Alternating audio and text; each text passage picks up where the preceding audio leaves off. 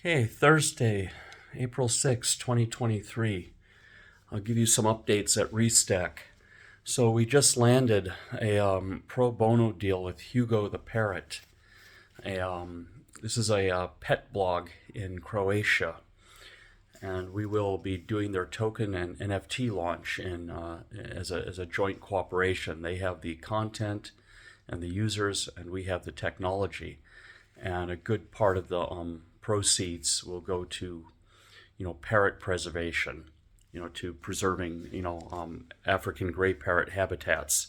So there'll be donations made to that, and the Hugo the Parrot, the family around it, is very into this. So that's good news for us. There'll be some.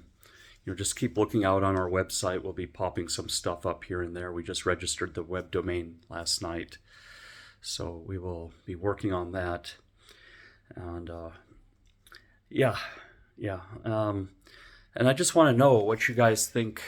Should we go with Polygon or Solana? This is like this is like the big question. They're like number 9 and 10 in the coin market cap. And Polygon is Ethereum L2, and Solana is its completely own thing. We've worked with both. We like both, but we're just wondering what the audience thinks. Like Polygon has kind of gone the corporate route, signing up these big partnerships like Starbucks, Reddit, Nike, and it seems like when I was working at EPAM, that's their preferred blockchain. And then Solana has this like community. It's a very, very strong organic following. And if you're in with them, it goes very well. And they have a DAO called Super Team. So we have to make some inroads there.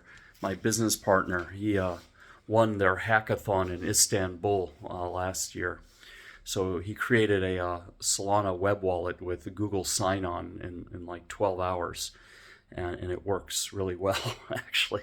Easy wallet. I mean, we just have it in the sandbox. We didn't publish this or release this because there's already so many wallets out there, like the Phantom wallet, and that's an interesting technology. I really like Phantom wallet, and they're going to be incorporating Ethereum and Polygon. It's got the easiest to use UI. It's a browser plugin. Anyone can understand it, and it gives you a lot of warnings before you sign off all your money. The coins are very visible, so it's very good for one of the apps we're building, that all the tokens are very visible in the wallet, and the NFTs are very easy to navigate. You can even do exchanges. It can link up to different DEXs, and you can do trades right through this wallet. So I'm really waiting to see when Phantom releases its, Ethereum and Polygon support. We're already seeing Polygon is on Magic Eden Marketplace. So yeah, if you can drop in the comments, Polygon or Solana. One has got the corporate organization, and one has got the very strong organic following. So which one do you think is better for Hugo the Parrot? Now I want to move on to the DAO. As I said, I'm elected as a custodian on the Planet Ike DAO in the Alien Worlds metaverse game, and we've been having some very vigorous discussions. And there's now one proposal up to create a federation, like kind of in essence a 7th DAO. But the way I envision it, the way it was written, it was kind of like the Articles of the Confederation. This was the Constitution before the U.S. Constitution we have now. And that was like the federal government was weak, had to go beg for money from the states. They could just be ignored. Every state had its own currency. And it just created a lot of problems. So, this has been tried before, like 240 years ago, the U.S. was like a loose confederation of states, and they were all doing their very own thing. And I think they got into some trouble, and they had to kind of band together. And then they, arrived at this current U.S. Constitution we have now, pulling all the states together so they could be aligned as one against, England and all the superpowers at the time. So there were like a bunch of, so it was a time between, I think 1776, the U.S. Declaration of Independence was acting as a constitution, but didn't really have governance in it. It was more principles. And then they created this Articles of the Confederation, I think around that time, and then around 1783, if I recall right. I don't have the notes with me. I didn't research. I'm just shooting from the hip here. I think they developed the current constitution, which has an amendment system. And this federation document here, it's kind of like the Articles of Confederation. I wish it would be more like the U.S. Constitution, that it would mandate these planets to kind of join. And everyone is saying, oh, it's against decentralization and everything, but decentralization is not a panacea. There has to be a mix between decentralization and centralization. So they're talking about each planet developing a culture, and if they were all in a federation, they would all be the same. That's not true. I mean, in the U.S., you have 50 states, in the U.S., and like L.A. is very different than New York, but they have the same systems. They have the same standard for roads, the same electrical standards, the same, I imagine, there's all these engineering and standards, like what is it, ISO, ISO standards and all of this, so that they can interoperate. But there's very distinctive cultures in America. You go to New Orleans, I don't know if you've ever been there, the food is very different. The people, the attitudes, the industry is very different than like in Los Angeles or in New York or Chicago. They're very distinctive cities. Some might be alike, like Chicago and New York might be more alike, and then New Orleans and New York are very different, or Atlanta, and anyway, and then anyway, the point is there can be diversity, and there can be these cultures in the planets, while having everyone aligned and unified by standards. Because what I found, I made an application for a grant for our Battle Dome game to have these like loyalty rewards. So when people log in, they get some NFT, and there'll be more awards given, and that this all has to be coded and tested and secured, because people are going to try to game it. So there's a considerable amount of coding that has to take place to do it right, and so that's why our grant is a bit up there. And then we're also accounting for the fluctuations in the TLM, in this cryptocurrency, in-game cryptocurrency. It's inflationary, so they're putting a supply every year of around 400 million tokens into the ecosystem. And we don't really have much exports, like reasons for outsiders to buy the TLM other than speculation. Like they don't have to buy the TLM to use an app, or buy the TLM to use a game, or buy this TLM to buy some, products from us on Amazon. So we have to account for that as well. We're very pragmatic. We're a proper IT company based in Norway and Ukraine. I'm pretty soon going to take the whole company here to Ukraine, and maybe set up a company in the U.S. It's a bigger market. The Norwegian market it's very, very tight, and it's very difficult to get a good margin there. It's already, the rates are very high, but then you have a lot of, anyway, that's another sidetrack. So so we have to find this right balance. But I'm for this federation because it gets the discussion going. And what I'm proposing is they're saying different planets will focus on different things. I heard that argument. That's valid. So one planet can be like the marketing planet. It could be essentially departments in a company, but they can call it a DAO, whatever they want. You have the game development planet. You have the one that concentrates on lore and storytelling. You have another one that concentrates on community relations. Maybe one that does legal and admin stuff. And then one that does PR, public, media relations, getting in with influencers, and maybe you route your proposal to the specialized planet. And if it's like a very big proposal and they need help from the other departments or planets, then this federation can coordinate that, can bring up the, bigger proposals. Like there's this one now proposal to, create a trading card game, and there's many aspects to it, marketing and game development and engineering, and that could go through a process instead of one planet unilaterally doing it. So maybe the planets would have a certain threshold on to what they can approve on their own, and then if it's really big and needs help from other planets, this federation can coordinate that and raise funds overall. Get a consensus if it's good. Like if there's this big marketing campaign, to bring in, I don't know, Leonardo DiCaprio or something. I'm just throwing names out there, and he needs to be paid a lot, but we know it's going to get a big return, and bring the community up. It would that would be like a something on the federation level, and then the federation can stipulate how much every planet will chip in. It would be something like that, like what the federal government in the U.S. does, but the federal government has teeth. This federation is like kind of like I said, Articles of Confederation. pre-US, pre-1783 stuff. So it's an evolution. I do support this because we wouldn't have gotten to the U.S. Constitution without the Articles of Confederation. They had to fall on their face a little bit before realizing that you end up needing this. And I can say this analogy also holds in Europe. There's this European Union, which is more like this federation. It's more voluntary, I suppose. I mean, they do have some rules, but they don't have the teeth like the U.S. federal government, like the European government does. Like we see Hungary doing its own thing. But Italy has a very different culture than Finland, for example. But they both use the euro. Now you have like Sweden and Denmark and stuff keeping their own currency. So you could just say like Germany versus Spain.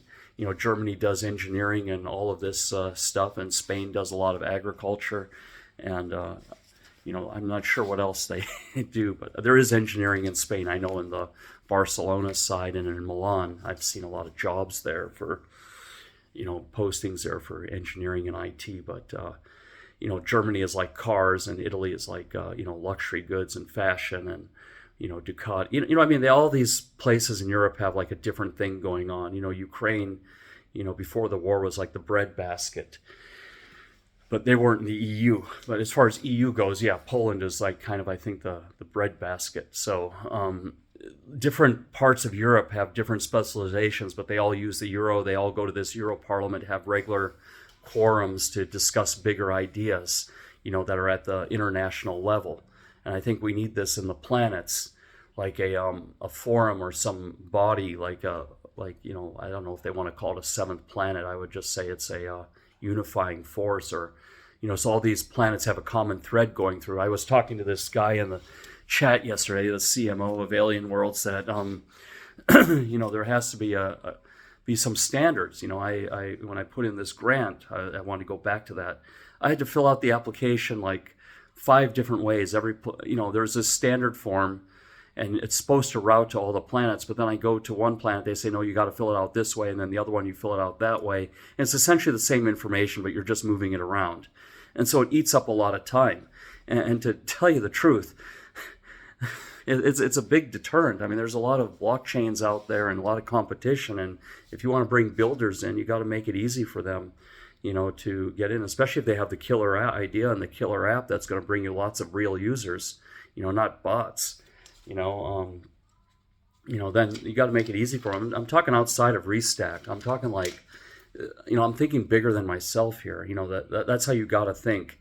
If you want to do good business, you got to create something for everybody, and everyone has got to be able to take part. Not just make a way in for yourself and block everyone else out.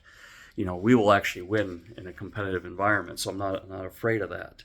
And I want the environment to be the competition makes us better. We learn things from competition.